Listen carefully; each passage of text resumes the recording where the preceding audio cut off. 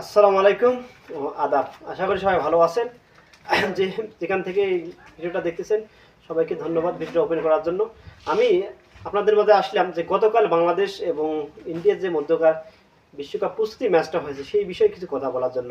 আমাদের বাংলাদেশ সারা বাংলাদেশে বা সারা বিশ্বে ওপেনার ছাড়াই হয়, কিন্তু বাংলাদেশের ওপেনার ছাড়াই হচ্ছে না। এক লিটন দাসের ভরসা করে করে করে আমরা অনেকগুলা ম্যাচ হেরে যাচ্ছি। উনি এরকম একটা গুরুত্বপূর্ণ ম্যাচ ইন্ডিয়ার মতো সাথে একটা ভালো যাদের বোলিং তাদের সঙ্গে আমাদের খেলা, সেই 182 রানের টার্গেটে সে 8টা বল মোকাবেলা করে মাত্র 6টা রান করেছে। এই হলো আমাদের বাংলাদেশের ওপেনার, মানে অটো চয়েস ওপেনার যাকে বলে। এই অটো চয়েসের দিন শেষ করতে হবে। আর নাজমুল হোসেন শান্ত, তাকে তো টি-20 রাখায় যোগ্যই না, সে টি-20 যোগ্য না, তাকে আমরা টি-20 অধিনায়ক বানিয়ে রাখছি। ওনাকে এই দুইটা লোক যতদিন পর্যন্ত, এই দুইটা খেলোয়াড় যতদিন পর্যন্ত দল থেকে বাইরে হয়নি ততদিন বাংলাদেশ ক্রিকেটের উন্নতি এবং ম্যাচ জেতা সম্ভাবনা একদম নেই বললেই চলে। কেন 8 বলে কেমনে 6 রান করে, আর 0 বল নাজমুল হাসান শান্ত 0 বল 6 বল খেলে 0 রানে আউট হয়েছেন। আমাদের বাংলাদেশের এই হলো অধিনায়কের অবস্থা। সে ধারাবাহিকতা ভালো খেলেছে, সে একসময় খুব ভালো খেলা খেলেছে, তার জন্য আমরা তাকে ওয়ানডে রাখতেই পারি। তাকে একটা টি-20তে রাখা আমাদের আমার মনে হয় যে নাজমুল হাসান শান্তকে টি-20 অধিনায়ক মানা তো দূরের কথা, তাকে ওই দলে রাখাই ঠিক না।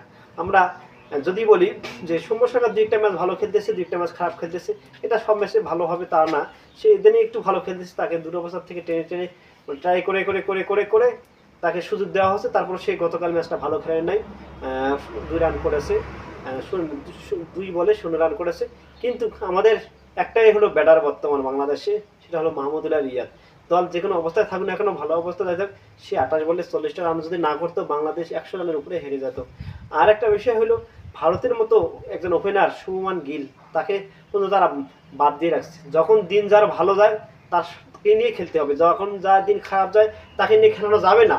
একজন খারাপ খেলবে আরেকজনকে ট্রাই করতে হবে।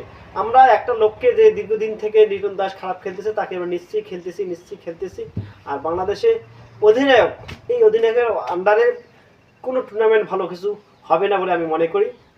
যে লিটন দাস 8 বলে 6 রান করেছে, নাজমুল হোসেন শান্ত 6 বলে 0 রান, সৌম্য সরকার 2 বলে 0 রান, তাহলে রানটা হবে কেমনে? আমরা ভাবলাম যে 182 রানের টার্গেট, আমরা অনায়াসে হয়তো ম্যাচটা জিততে পারবো। কিন্তু আসলে বাংলাদেশের ওপেনিং জুটিটা ঠিক করতে হবে, ভালো করতে হবে, তা নাহলে বাংলাদেশ এরকমভাবে চলে যাবে।